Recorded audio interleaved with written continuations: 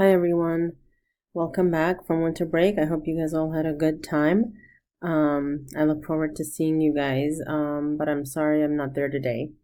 Alright, we're going to start section 3.1 today. Hopefully you all have your note packets and we can go ahead and begin. This is a very short chapter, so we're going to finish each of the lessons and then go straight to a test. Okay, alright, with that, let's get going. So I know you've all been introduced to exponential functions before. As a reminder, exponential functions are basically power functions, which means there is a base and an exponent. Now the difference is the base is a constant and the exponent is a variable. So for example, right, it's y equals a constant, a number 2 to the power of x, right? Until now, we've been used to seeing things like, y equals x to the power of a number. Now, things are the opposite. All right, so the biggest thing about exponential functions is they increase and decrease very, very rapidly. So one of the best examples I can give you is suppose, after winter break, you get to school and, as we do at Di Toledo, everybody's giving everybody a hug and how are you doing? Oh, I missed you so much. Well, little do you know that one of the people that you've missed so much is not feeling very well. And so you give this person a hug and you were feeling just fine at 8 a.m. And then by about 10 or so, you feel a little tickle in your throat. By 12, it gets worse. You go home by 4. And by 4, you are just completely done for. Okay, you've got the fever, you have to go to the doctor. So in the morning, there was no bacteria in you. Your friend had some. So a couple of the bacteria came onto you, and then within minutes, hours, they started to multiply, and now all of a sudden there are millions, billions, and trillions in your body. That is exponential growth. Okay, so you go home, your parents take one look at you, and they're like, okay, we got to go to the doctor. You go to the doctor, they look at you, yep, antibiotics. You start taking antibiotics, and immediately, just as quickly as it came on, you start feeling better. So what happened? It increased very, very quickly, exponentially, and now the bacteria begin to decay once you begin to take your antibiotics, again, exponentially. So that's what exponential functions do. Very quick increase and decrease. All right, so let's take a look at the forms for exponential functions. As we mentioned, exponential functions look like this. So you have, something like f of x equals 4 to the x. It could be any number raised to the power of a variable. So 1 over 3 to the power of x. It could also be a number raised to the power of negative x. All right, that also works. And then, so some of the examples on this side, these are not exponential functions, right? In each of these, you have x as the base for the first one. Here, there is no variable. And in this one, 1 to the x, well, that's just 1, so that doesn't work. It has to be a number other than 1. All right, here are some other examples of exponential functions. F of x is 3 to the x, half to the x, and then here we have e to the power of x minus 1. Remember, e is also a number. It's 2.718. We're going to get into that very quickly right now. All right, so what does the graph of an exponential function look like? Well, here I have exponential growth. And let's take a look here for a minute. In the beginning, for this exponential growth function, the y value is almost 0. And then you see very, very quickly it increases to a very, very high amount. So what is the biggest characteristic here? So look at this here. This is, let's say, x equals a. All right. Now, we go a very, very small amount to the right. Okay. And now look at this. The y value has increased more than how much we went to the right. Now, if I go a little bit more to the right, now look at this. Look at how much more the y value has increased. And if I continue doing this, if I go to the right just a little bit, look at what a big increase there is in the y value. So that's a characteristic of an exponential function. A very small change in the x results in a very big change in the y. That is an exponential function. Another very important characteristic of exponential functions is they all have horizontal asymptotes. Every single exponential function has a horizontal asymptote. Drawing an exponential function without the horizontal asymptote is like drawing a bunny rabbit without the characteristic ears. Nobody will be able to tell you drew a bunny rabbit. Well, it's the same thing here. Okay, so if we talk about an equation of an exponential function, let's take a very basic one. Y equals 2 to the power of x, right? You know that as x increases, so will y. 2 to the 1, 2 to the 2, 2 to the 3. So as I go to the right, my y values will go up. Okay, fine. So I ask myself now, are there any values of x that will make 2 to the x equals 0? So are there any values of x that will give me 0 for y? In other words, can I have an exponent 2 to the what gives me 0? Well, there is no such number. Okay, so that means x can never be 0. That means the horizontal asymptote is at, y can never be 0. That means the horizontal asymptote is at y equals 0. Another thing is, if I have a base of 2, is there any exponent that will give me a negative number? No, right? So 2 to the positive number is 2. 2 to the 0 is 1. Okay, well, what if I go smaller than 0? 2 to the negative 1. Okay, that's just 1 half. I still don't get a negative number. It means my range is always 0 to infinity. The smallest number I will ever reach is 0. Well, I will come close to 0 but never reach it, but my y values can go as high as infinity. Okay, let's talk about domain. Are there any values I am not allowed to plug in for x? There are not. Okay, so the domain for exponential functions is always all real numbers. All right, and we can see here y-intercept is equal to 1, right? So if I have like y equals 2 to the x, y-intercept is when x is 0. And that's just equal to 1. All right, and we can talk about some of these other things later. So this is exponential growth. As x increases, so does y. All right, what about exponential decay? Exponential decay decreases to 0. Again, there is a horizontal asymptote. The range is again 0 to infinity. The domain is again all real numbers. It's just that exponential decay now decreases. Okay? All right, let's move on here. Let's determine what determines if something is exponential growth or decay. All right, so if my function is defined as f of x is equal to b to the x, it is exponential growth if b is greater than 1. So this number, the base, is greater than 1. And it's exponential decay if b is between 0 and 1. Okay, so if b is a fraction between 0 and 1. Okay, so let's see if each of these are exponential growth or decay.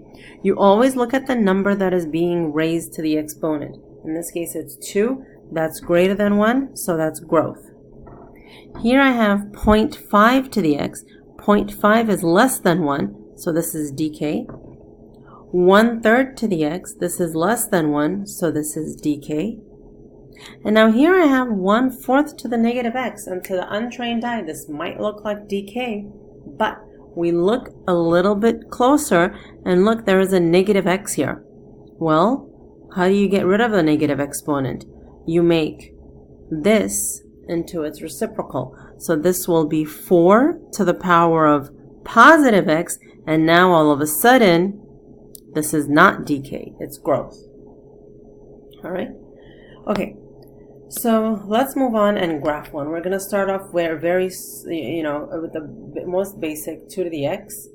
So the asymptote here for the default, if there is no vertical shift, it's always going to be y equals 0. And I'm going to go in and I'm going to put that immediately as I figure it out. The intercept, the y-intercept, is going to be 2 to the 0, which is 1. So it's x is 0, y is 1.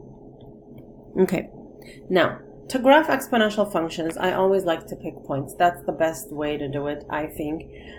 You're obviously always free to choose whichever points you want for x. It's always a good idea to pick at least one negative and one positive and always the 0. Now, a rule of thumb, okay, and this is just experience and expertise. Most of the time, if I see a function that is a growth function, exponential growth, I like to pick -1, 0, 1, 2. The exponential functions can get a little tricky because the numbers can get very, very big and very, very small very quickly. So -1 to 2 generally gives me manageable numbers. All right, so here I'm going to have 2 to the -1, which is 1 over 2. 2 to the 0, 1. 2 to the 1, 2. 2 to the 2, 4. So I go in and graph. At -1, y is a half. At 0, it's 1, then 2, then 4. Now, when you graph this, this is not sufficient because we're not playing connect the dots. If this is an exponential function, you need to show that it grows exponentially, and you need to show that it follows the horizontal asymptote on the end. Okay. The domain for all exponential functions is all real numbers. The range in this case is 0 to infinity. Okay. End behavior. As f of x approaches -infinity, f of x flattens out to 0. Y values flatten out at 0. As x approaches positive infinity, the y values increase to positive infinity, and it's continuous everywhere on its domain. All right, let's move on to another one. Now I have 3 to the -x. -x means this is a decay equation. But it doesn't matter. As long as there is no vertical shift, the asymptote is still y equals 0. Y-intercept is f of 0, 3 to the 0, still 1. So it's at 0, 1. Or you can say f of 0 is equal to 1. Okay. For decay, I like to choose -2, -1, 0, 1. So go one more into the negatives. Again, this is, something that works for a lot of them. Sometimes you need to modify, but it's a good starter. All right, so here we're going to do 3 to the -2, 3 squared, 3 to the -1, 3 to the 0, and 3 to the 1. I'm sorry, 3 to the -1. So it's 1/3. Okay, so at x equals -2, we're at 9. At x equals -1, we're at 3. Then 1, and then 1/3. And don't forget that there is a horizontal asymptote here. And when I go down, that's how it looks. All right, so you see it's decay. What is happening? So what is happening here with the growth? Okay, as x approaches positive infinity, y values move further and further away from 0. Here, in decay, as x approaches infinity, y values move closer to 0. All right? Remember that. It's going to come up in a little bit. The domain, because this is an exponential function, is all real numbers. The range is 0 to infinity. Who cares if it's decay, right? It's the same. As x approaches -infinity, f of x approaches positive infinity, and as x approaches infinity, f of x approaches 0. And it's continuous everywhere on its domain. All right, let's talk about transformations. Okay? All right, so here I have f of x is equal to 2 to the x, and it's the function that we just graphed. Now, when I have 2 to the power of x plus 1, this is f of x plus 1. The plus 1 is applied to the x, so this is a horizontal shift. And if it's x plus 1, then it moves to the left 1 unit. All right, here I have 2 to the x, but now my transformation is 2 to the negative x, right? 2 to the negative x. So what do you see here? When I had 2 to the x, the blue, this was growth because the y values were moving away from 0. Now 2 to the negative x, this is a reflection around the y-axis. But what ends up happening is now the y values are approaching 0. This becomes a decay, right? So what happens is growth changes into decay. Okay, now take a look at this one. This is where, students often have difficulty. 2 to the x, that's that one. Now look at this. I have negative 3 2 to the x. Let's just focus on that negative for a minute.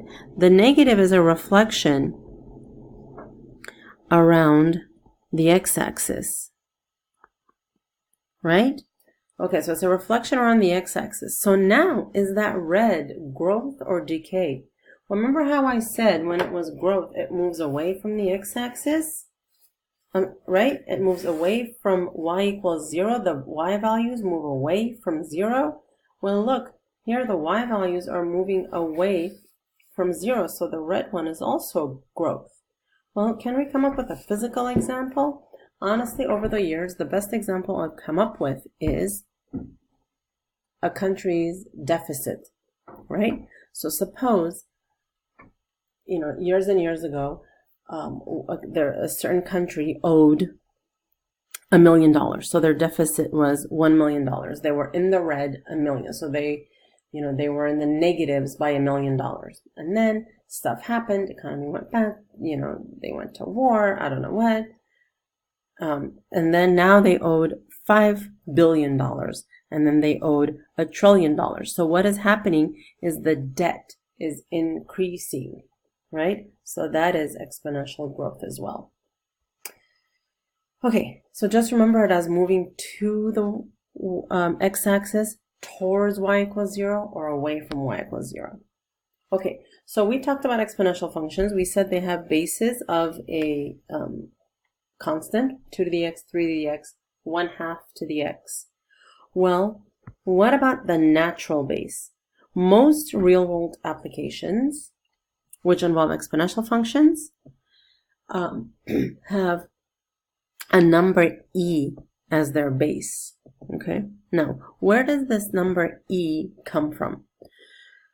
Well, as you go higher and higher up in math, there is this term that pops up very, very often. The term is 1 plus 1 over x raised to the power of x. It just lots and lots of expressions magically reduced to this formula. And then lots and lots of times we're faced with situations where we have to take the limit of that as x approaches infinity. What happens as x approaches infinity? Well, as it turns out, something very, very magical happens if we graph 1 plus 1 over x to the power of x and let x go to infinity. And I'll show you exactly what happens. All right, so please bear with me here. I need to update my subscription to our TI Inspire software.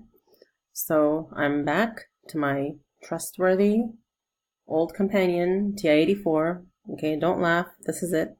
We're going to do this. Yes, it doesn't look like our calculator. It's fine. We're cool. So what I've done here is I've graphed that term, 1 plus 1 over x to the power of x.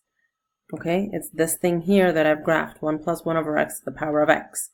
And because it's a rational function, 1 over x, you see in the graph, right, it looks like what a rational function will look like, right? It's got the two arms. And so now what we're going to do is we're going to see what happens as x approaches infinity. So I'm going to go to my window, and I'm going to make x max, not infinity, but 1,000. That's big enough for our purposes. And if I graph, do you see what happens is the graph flattens out. Well, we're going to see what value it flattens out to. So why don't I go to trace and I plug in like 999 because I went to 1,000. So right at the edge here, oh my gosh, look at that, 2.7169226. And so it turns out, if I go even further, closer to infinity, that value is going to come closer and closer to what we believe, to what we call E. It's 2.718, right? So as x approaches infinity, the value comes exceedingly close to 2.7183 and so on. So the value of this irrational number E is this. Okay, so because this term shows up that often, and we have to take the limit of it, we gave it its own number, just like pi. It's just like pi. So there's pi, E, and then there's another one, phi. Okay, so side note here, E it's called E after the mathematician Euler. This is pronounced Euler. Lots of people mistakenly call him Euler. He's not Euler, he's Euler. And there are lots and lots of things credited to him. Another fun fact about Euler, there were so many things that were named after him: Euler's formula, Euler's number, Euler's method, Euler's this, Euler's that, they decided that, okay, we can't just name everything after Euler. So after a while, they started naming things after the second person who came up with the same thing independently, just to give more people a chance. So if you're ever on Jeopardy and that comes up, you need to give me on-air credit, please. Okay, let's move on. So E is a number, just like 1, 2, 3, just like pi. Lots of times exponential functions have E as their base. So why don't we graph our very first E to the x? The asymptote, it's still y equals 0. What's the difference if it's 2 to the x or 2.7 to the x, right? The y-intercept, f of 0, is still 1. Okay. So now, because E is greater than 1, that's growth, I choose my same points. So I'm going to have e to the negative 1, which you're going to use your calculator, and it's going to be 0.37. E to the 0, e to the 1. This you don't need your calculator for, it's 2.7. And then e squared, after a while you just happen to memorize that it's 7.4. Now I know somebody wants to raise their hand and ask, so are we going to have a calculator available for when we graph e to the x? And the answer is yes, you will. Okay, we're going to put our asymptote down first, and then we have 0.37 and 1 and 2.7 and 7.4. Now, here's another question somebody is asking. How exact do these points need to be? Okay, we're not sending anybody to the moon with this, so it's not going to be NASA precise. However, if your 0.37 is somewhere between 2 and 3, then you're clearly off, right? So, just get it close. Get in the same vicinity. Okay, so that's what e to the x looks like. Okay, not any different than what we've graphed before. The domain, all reals, of course, it's an exponential function. The range, 0 to infinity. Okay, you're going to see later that this number is the same as the asymptote, always. End behavior, as x approaches negative infinity, this graph flattens out to 0. As x approaches positive infinity, it goes to infinity, and it's continuous everywhere on its domain. Okay, now what I have here is e to the x plus 3. Aha, finally, vertical shift. That plus 3 moves the graph up 3 units. Well, because the graph and the asymptote are attached, the asymptote also moves up 3 units. So now the asymptote is at y equals 3. Okay? Intercept, well, now f of 0 is going to be e to the 0 plus 3. That's 4. So f of 0 equals 4. All right, so let's put in some values here. Negative 1, we're going to have e to the 2 times negative 1 plus 3. You put it in your calculator, and that is 3.1. E to the 0 plus 3, that's just 4. E to the 1 plus 3. I'm sorry, no, that's e to the 2 times 1 plus 3. All right, e squared is 7.4 plus 3 is 10.4. Okay, I'm just going to stop at this point, right? This is enough points for me. The next number is going to be way bigger than 10, so I'm not going to go off the grid. That looks worse than if you had less points. So let's just graph what we have here. So at x equals negative 1, we're at 3.1, then 4, then 10.4 is right about there. All right, I'll live with that one. So we're going to go up there. Okay? All right, domain, exponential function, all reals. Range, okay, now, the asymptote is at y equals 3. Okay, so it's going to be 3 to positive infinity.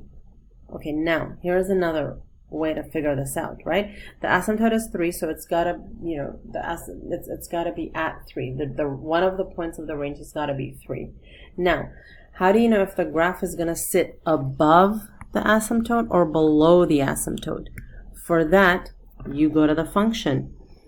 If this here is positive, then it sits above, so it goes from the asymptote to positive infinity, like this one. But if this was negative e to the 2x, then it would go from negative infinity to 3. All right, so as x approaches negative infinity, it's 0, positive infinity, infinity, and it's continuous on this interval.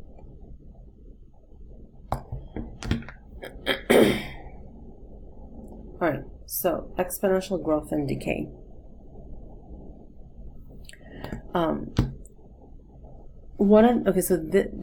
One of the applications for exponential functions is in compound interest. And so I know you've seen this formula before. This is the compound interest formula. So let's see what these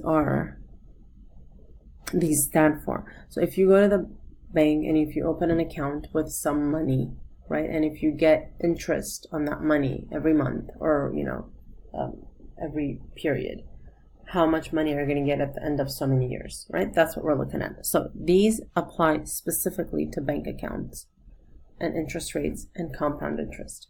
Okay, so A is the final amount. So basically, when you get your statement at the end of however many months, how much money do you now have in your bank account? That's what that is. P is the principal. Not principal like Miss Howard, but principal like the initial money that you put into the account to start the account. Okay. R is the rate. And of course it has to be in decimals. T is the number of years your money is in the bank. Okay, what is N? N is the number of times you are paid interest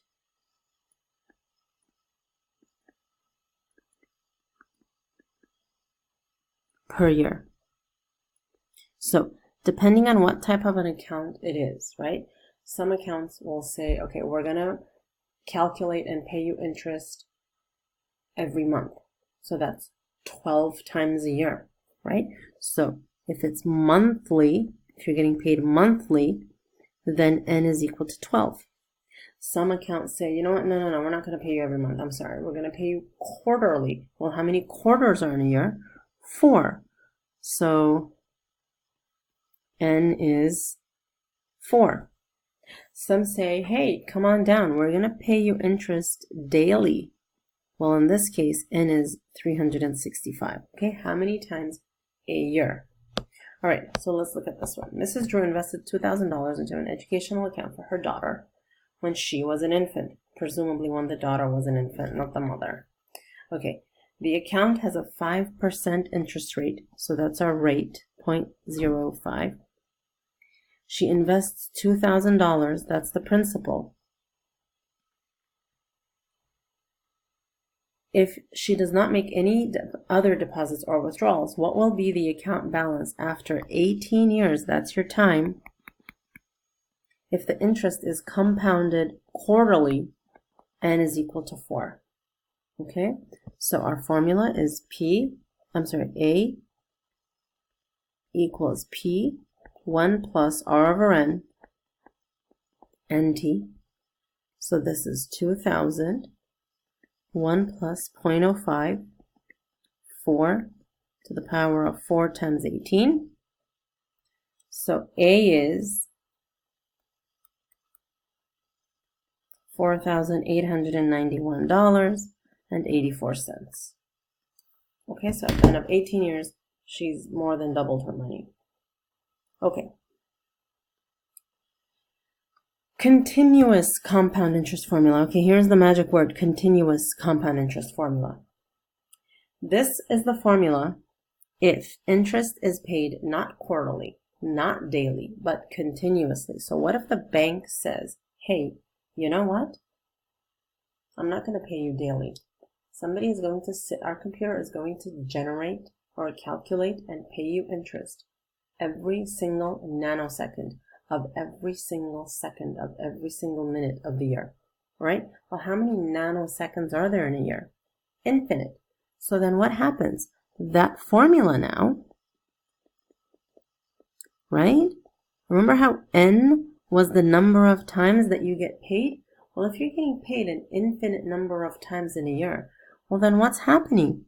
This term, as n approaches infinity, right? What does that look like? Hey, that's sort of like that e term, right? 1 plus 1 over n to the n.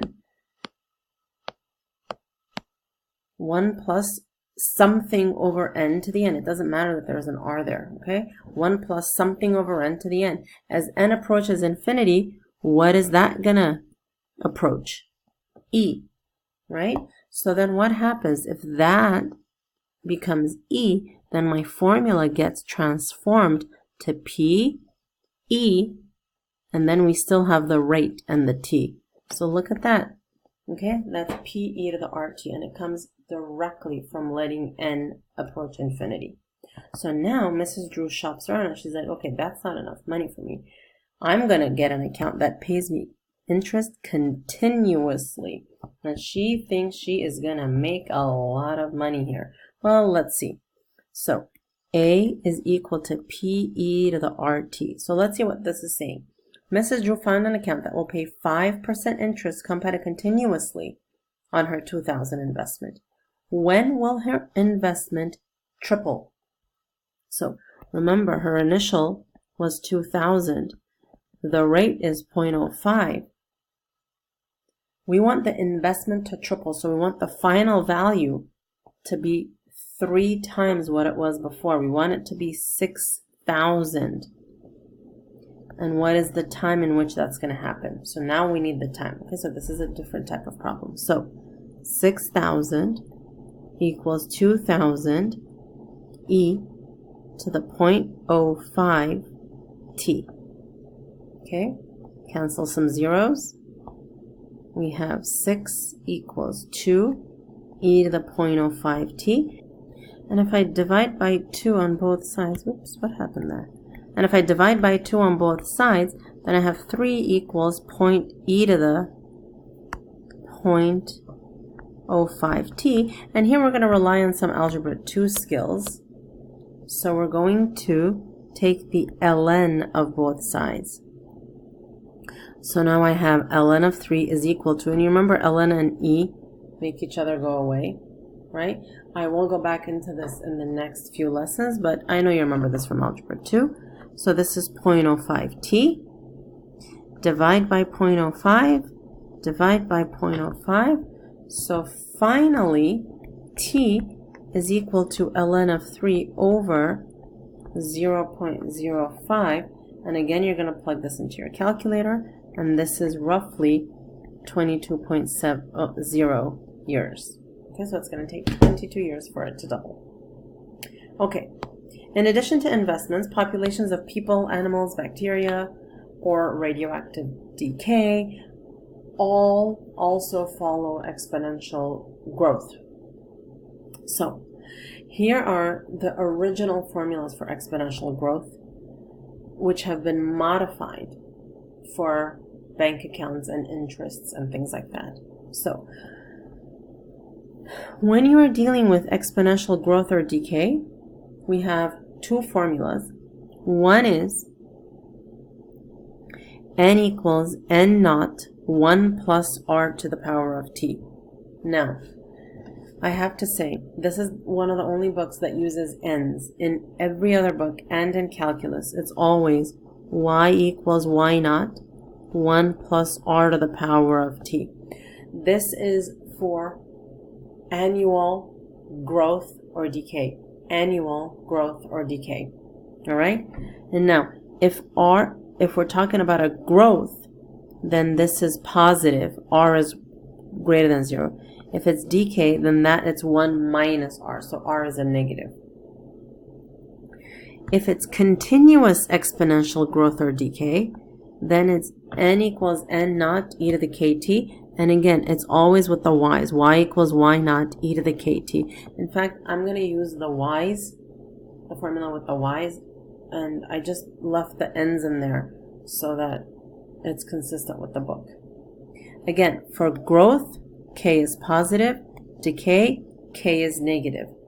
In the first equation, r is the rate. In the second equation, when it's continuous, we use k for the rate. The state's population is declining at a rate of 2.6% annually. The state currently has a population of approximately 11 million people. If the population continues to decline at this rate, predict the population of the state in 15 years. Okay, so this is annual decline, right? If it's annual and not continuous, then we're going to use the formula y equals y naught 1 plus r to the power of t. Now, what is y? That's the final amount. What is y naught? That's the initial amount. Okay, so now, if this population is declining, then r is negative 0.026. Okay? The state currently has a population of approximately 11 million people, so y naught is 11 million.